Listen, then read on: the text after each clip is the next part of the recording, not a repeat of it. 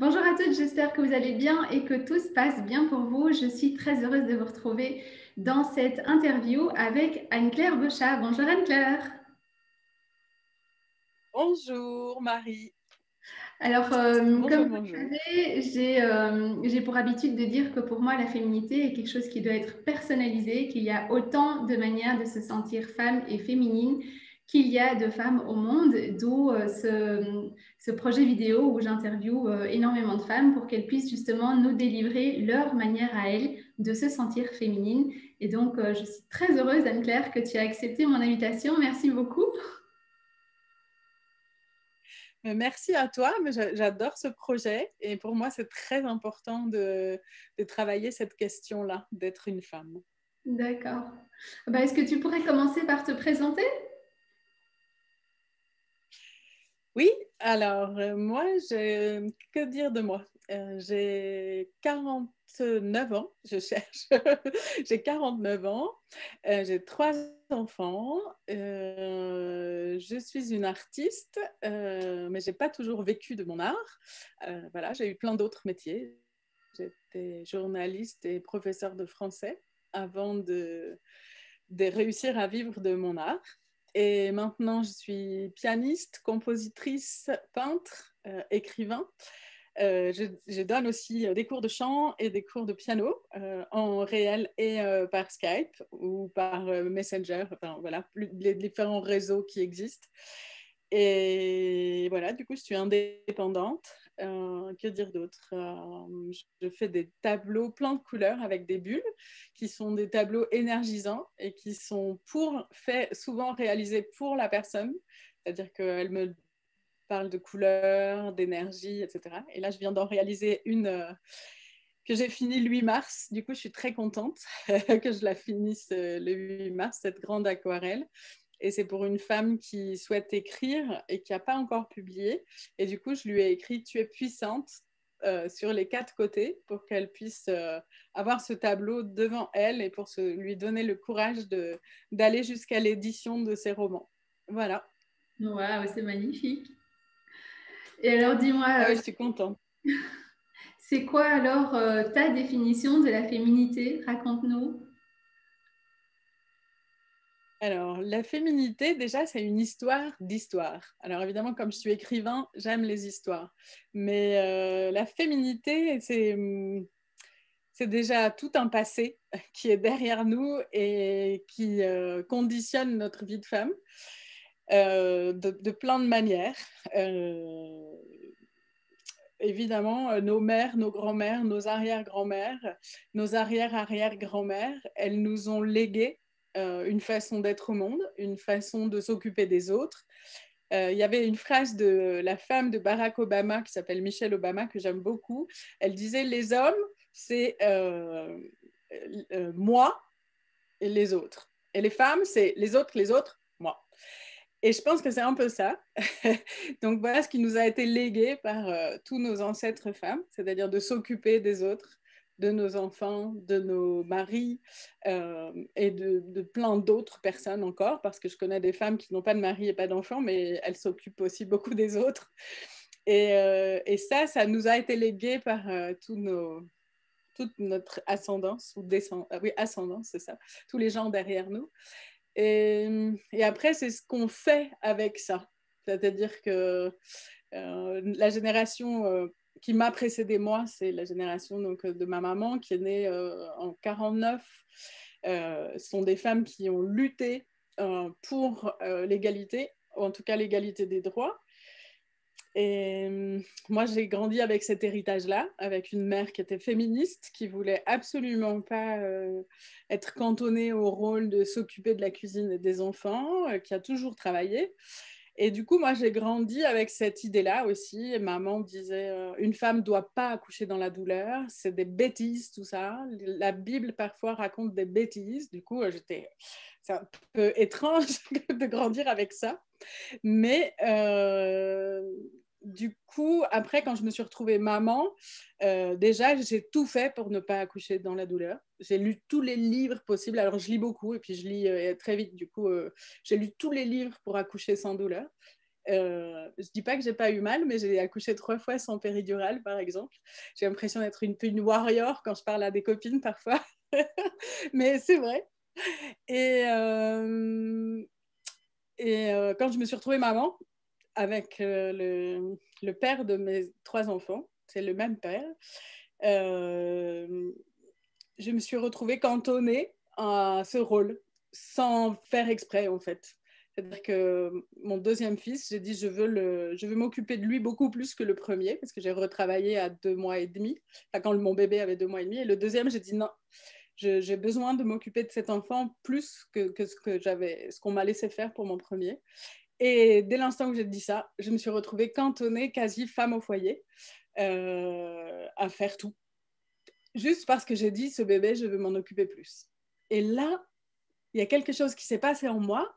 Bon, ce fils, je l'adore, hein, il s'appelle Octave, mais il a réveillé en moi plein de choses. Je me suis dit, hey, qu'est-ce qui se passe? Est-ce que juste parce que je veux m'occuper de mon enfant, ça veut dire que je dois tout faire à la maison? Le ménage, la vaisselle, les courses, aller chercher les enfants à l'école, les emmener. Je devais tout faire du jour. Et là, je me suis dit, non, non, non, non, non. C'est pas ça du tout ma vision de la femme à moi, mais pas du tout, du tout, du tout. Et j'ai commencé un travail psy.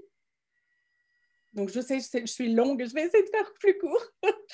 J'ai commencé un travail psy et j'ai découvert que moi, déjà, je n'étais pas à ma place dans mon travail. Mais je savais que ça allait être compliqué d'en sortir, mais j'ai commencé. Du coup, j'ai commencé à écrire. Je prenais ma poussette tous les matins et j'allais écrire, voilà. Et du coup, tout ça, ça a été des réflexions sur ce qu'est une femme. Et pour moi, la féminité, c'est surtout être bien là où on est. C'est-à-dire être bien dans son rôle. Et quand je me suis retrouvée dans ce rôle de femme au foyer, mais ça ne m'a pas plu du tout, du tout. C'était pas ça que je voulais. Je voulais m'occuper de mon fils, mais je ne voulais pas être une femme au foyer. Je voulais être une femme épanouie, une femme qui fait ce qu'elle aime, une femme qui montre à ses enfants qu'on peut faire ce qu'on aime dans la vie. Du coup, c'est tout un parcours, en fait. C'était tout un Ouais. parcours. Et voilà. Alors, comment est-ce que Après, tu as du coup, fait? je dis... Comment est-ce que tu as fait alors justement pour te reconnecter à, à ta définition, à toi de la féminité et puis pour nourrir voilà, cette féminité et cette femme que tu voulais devenir? Déjà, j'ai fait un long travail sur moi, un très long travail sur moi. J'ai fait aussi un moment un bilan de compétences pour savoir ce qui me plaisait profondément. C'était drôle parce qu'elle a dit, vous êtes à 99% une artiste. Et j'étais là, d'accord, mais j'ai besoin de gagner de l'argent. Comment je vais faire? Dans mon imagination, un artiste ne pouvait pas gagner d'argent. Et c'était forcément lié à l'artiste fauché, etc. Or, j'avais 3 enfants, je ne pouvais pas du tout me débrouiller pour mal. Enfin, je veux dire, j'avais une mission quand même. Et il y a Elisabeth Badinter, que j'adore, qui a beaucoup écrit sur ce que c'est qu'être une femme. Donc, je te conseille tous ses livres. Je ne sais plus dans lequel livre elle disait ça ou dans une interview. Elle disait, quand on fait des enfants et quand on est une femme aujourd'hui, ces enfants, on doit être capable de les assumer seul ou à deux, mais il faut être capable de tout assumer. Et j'étais là, OK. Du coup, je me suis dit, bon, alors je prends ça comme un challenge, quoi. Voilà, je peux pas être... je ne peux pas tout lâcher financièrement. J'ai mes 3 enfants, je dois être capable de leur offrir un toit, à manger, etc. Mais je veux quand même être une artiste. Du coup, c'est encore en construction tout ça. Hein. Voilà, je n'ai pas vendu des tableaux tout de suite, par exemple. Il a d'abord fallu que je fasse des expositions. Voilà, puis écrire ce livre, ça a été long aussi. J'ai écrit un livre, j'ai fait plein de choses. Non, c'est toujours en construction, mais j'arrive à... Ah ouais, c'est tout un chemin en fait, c'est tout un chemin. J'ai été aidée et c'est là où on s'est rencontrés aussi par Delphine, voilà, qui m'a beaucoup aidée, même si je me sentais un peu décalée en me disant ah, c'est toutes des coachs et moi je suis pas vraiment une coach, je suis une artiste, du coup ça a été un peu... mais en fait je crois que c'était le parfait accompagnement, ça m'a fait beaucoup de bien. Donc, non, c'est beaucoup un travail sur soi, sur ce que je suis, sur ce que je défends comme valeur, comme voilà, c'est un travail sur soi. Mais je suis heureuse de ce que je suis aujourd'hui. Je te le souhaite en tout cas. Et j'imagine que à toi aussi, il t'est déjà arrivé certains jours de te sentir pas bien dans ta peau, de te sentir, je sais pas, moche dans le miroir ou de te trouver nulle parce que tu réussis pas, voilà, justement à vivre ces valeurs dont tu parles et à trouver et à garder cette place qu'on a envie d'avoir en tant que femme. Comment tu fais alors dans ces moments-là pour justement pour pouvoir comment dire, sortir de cette situation difficile ou pour pouvoir justement te reconnecter, revenir là où tu as vraiment envie d'être, voilà, pour dépasser aussi ces croyances qu'on peut parfois avoir sur nous et qui nous sabotent en fait. Oui, alors l'auto-saboteuse en moi, elle est énorme. Du coup, je la connais par cœur. Mais ça dépend de comment je me regarde. Si c'est physiquement, par exemple, il y a des jours où physiquement, je me trouve affreuse. En plus, avec le confinement et tout ça, j'ai beaucoup grossi parce que j'ai été beaucoup moins active. D'habitude, je faisais beaucoup de routes pour aller voir des artistes, pour faire des cafés art que j'ai organisés dans le sud. Enfin, je faisais plein de choses qui ont été réduites et du coup, j'ai beaucoup grossi. Mais il y a des moments où, voilà, physiquement, c'est terrible. En plus, j'ai un miroir pour enseigner le chant, un miroir qui a une psyché. Du coup, de temps en temps, quand je passe devant la psyché avec laquelle je donne mes cours, je fais « Oh là là, ça va pas du tout ». Et du coup, en général, soit je me change complètement, c'est-à-dire j'enlève tous les vêtements que j'ai mis le matin et je change de vêtements, mais complètement. Je décide d'une autre tenue. Ça m'arrive. Je me parfume, je me maquille. Voilà, ça, si c'est physique. Si c'est moralement, où j'ai des grosses baisses, là, justement, avec la Corona partie, ça a été très difficile. Quand j'ai des grosses baisses de morale, euh, je peins. Ça, parce que la concentration du présent, ça m'oblige à être complètement dans le tableau. Donc, et parfois, quand je suis dans un tableau, quand je suis en train de peindre, c'est tellement fort que je suis capable de tout oublier. Genre, ah, zut, le repas des enfants. C'est-à-dire que je suis capable de... La concentration, elle est énorme. Du coup, je pense à ça tout le temps. Quand je me repose, je fais, oh, là, je devrais mettre de cette couleur, tel rond, telle forme, etc. Autre chose aussi, je joue du piano. Et parfois, je suis vraiment très down et je joue avec ce down. C'est-à-dire, je prends des sons moches, enfin, que je trouve moi moches, et je les pose sur le piano. Et je transforme mon down en morceaux. Voilà. Et parfois, ça donne des très beaux morceaux. du coup, il faut accepter de faire des choses moches pour en faire des choses belles. Donc, en fait, il faut accepter ces moments où on ne va pas. Et c'est les Russes que j'aime beaucoup. L'âme russe, tu sais, ils disent, OK, ça va pas, ça va pas du tout, ça va vraiment pas, qu'est-ce que je vais faire de toi? Et ils en font une chanson, et ils en font un tableau, et ils en font un sketch, ou tu vois, voilà, c'est-à-dire que quand ça va pas, il faut pas dire je veux pas voir du tout, je pense. Il faut accepter et transformer ce moment de down. Voilà. D'accord. Voilà. Enfin, Waouh. c'est ma façon de faire. Hein. C'est ma façon de faire. Du coup, les moments down, au fur et à mesure de ma vie, ils étaient beaucoup moins forts. C'est-à-dire qu'il y a une époque où ils étaient énormes et j'arrivais pas du tout à sortir de ça. Et au fur et à mesure de ma vie, mais après, c'est tout un job. C'est presque un job en soi. Au fur et à mesure, ils sont de plus en plus petits, tu vois. Et il y a aussi des petits exercices que j'adore. Il y a l'exercice des 10 réussites. Tu prends un papier, un crayon, t'écris mes 10 réussites passées, mes 10 réussites présentes, mes 10 réussites futures. Voilà, donc ça fait 30 réussites. Tu dois trouver 30. Et ça peut être minuscule, ça veut dire j'ai réussi mon bac. D'accord. J'ai réussi mon permis de conduire. C'est des petites réussites, ça. mais c'est quand même des réussites. Et tu les écris, voilà, 10, 10, 10. Ça te fait 30 réussites, 30 challenges, 30 choses, soit que tu as déjà réalisées ou que tu es en train de réaliser ou que tu vas réaliser. Et ça, c'est un... Tout de suite, ça te remonte. Voilà. C'est un exercice que j'ai pris dans une méthode qui s'appelle SANE. Je ne sais plus le gars, je ne sais plus le nom. C'est SANE, c'est un livre, devenez l'architecte de votre vie, SANE. Bon, je ne sais plus son nom. Désolée, cher monsieur. Voilà. D'accord, non, mais en effet, c'est magnifique comme exercice et j'aime beaucoup quand tu parles de pouvoir transformer ce qui ne va pas en quelque chose de beau, en fait. Et c'est waouh. Alors dis-moi, Mm. si tu avais trois clés à nous transmettre sur comment ben, justement vivre une relation heureuse, apaisée avec son corps, avec sa féminité, avec la femme que nous sommes, ce serait quoi tes trois clés? Alors, je vais donner une clé qui n'est pas la mienne parce que je lui dois beaucoup. Moi, dans ma vie, il y a des moments où j'étais tellement basse. Hein, j'étais dans un hôpital psychiatrique quand j'avais 22 ans. J'allais très, très, très mal. Tu vois, j'avais une grosse dépression.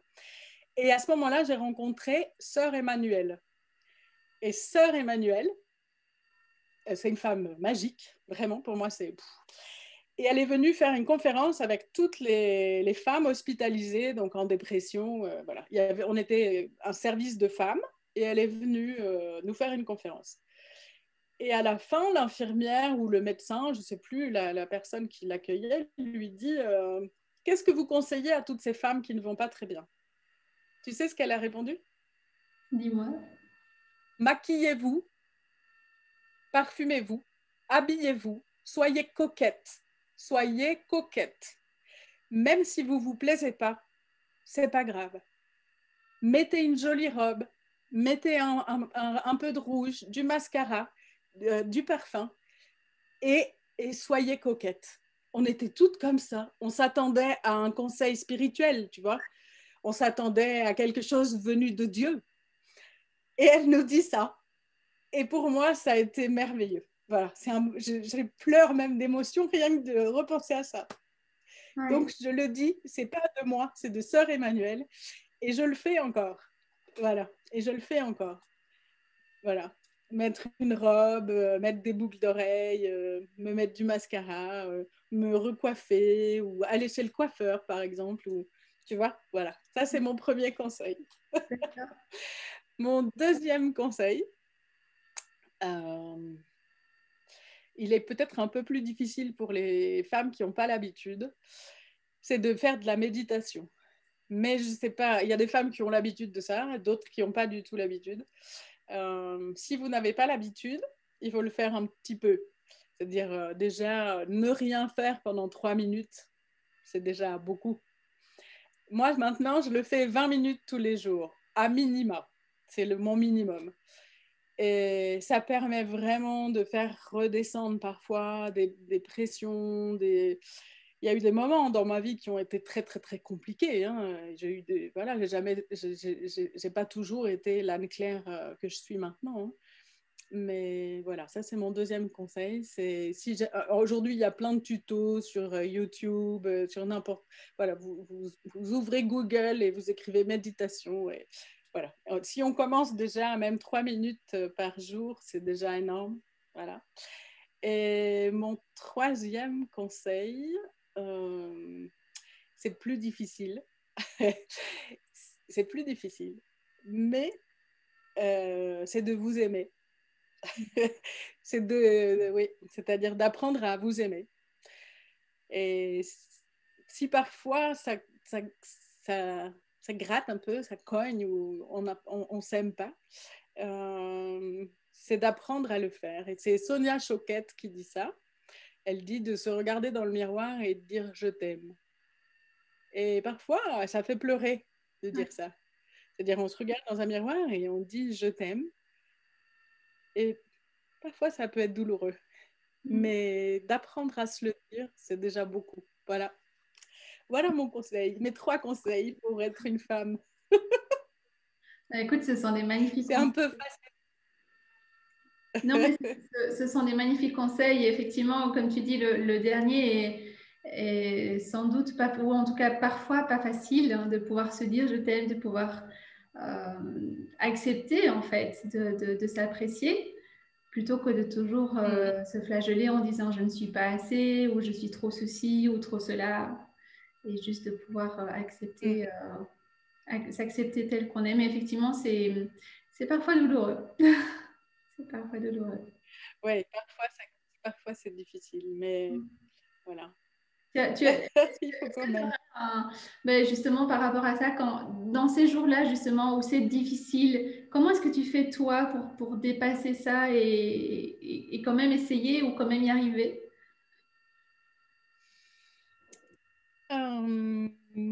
Parfois, j'y arrive pas et je reste au lit toute la journée. Mais c'est rare, c'est Moi aussi. rare. Non, c'est la création, moi, qui m'a sorti de toutes mes aventures difficiles. C'est vraiment la création. C'est-à-dire écrire aussi, écrire un journal intime, dire même quelques lignes, c'est-à-dire ouvrir ou prendre une feuille ou un cahier et juste écrire quelques lignes, même pour dire ce qui ne va pas. Voilà. Déjà, oui, de faire sortir la chose de soi, c'est-à-dire il y a des yogis qui disent c'est dans le mental qu'on est heureux ou malheureux, tu vois. Mhm. Il suffit de lâcher la tête, de regarder son cœur, d'être dans son cœur, voilà. Et oui, de prendre un crayon, de dessiner. Parfois, avec ma fille ou même mon fils aussi, mon fils, il a eu des grosses colères et ça a été un peu difficile. J'ai juste montré si je peux. Et parfois, on faisait des grabouillis. Et des grabouillis, hein, voilà, comme ça. Tu vois, on grabouillait la colère. Mais une fois que la colère était grabouillée, on mettait des couleurs dedans. C'est-à-dire, tu vois, ça fait plein de comme des vitraux. Ouais. Et donc, on met des couleurs dans notre colère.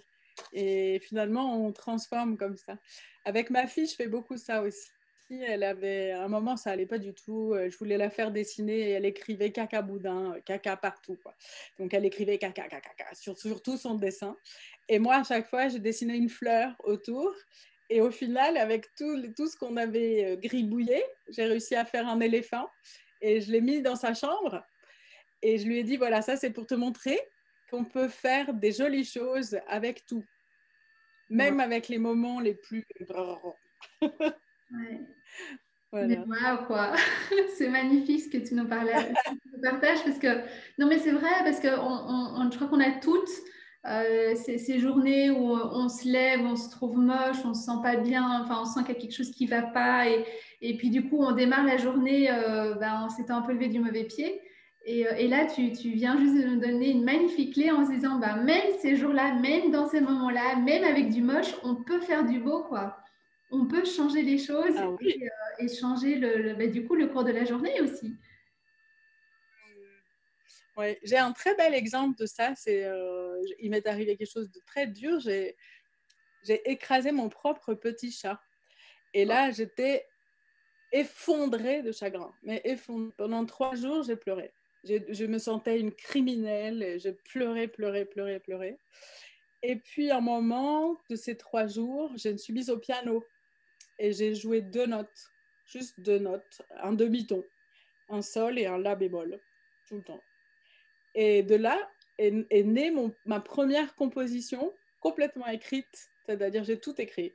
J'ai écrit la mélodie, les accords, tout est composé, écrit. Et j'avais un professeur de composition à ce moment-là, et j'ai même écrit les solos, c'est-à-dire que de temps en temps, je fais des solos. Et voilà, du coup, voilà, c'est vrai, c'est vrai. De toute douleur, de toute chose difficile, on peut faire quelque chose de beau. Ouais. Ah ben, écoute, c'est un magnifique mot de la fin. J'avoue que je suis je suis vraiment émue par la puissance de ton message. Merci de tout cœur.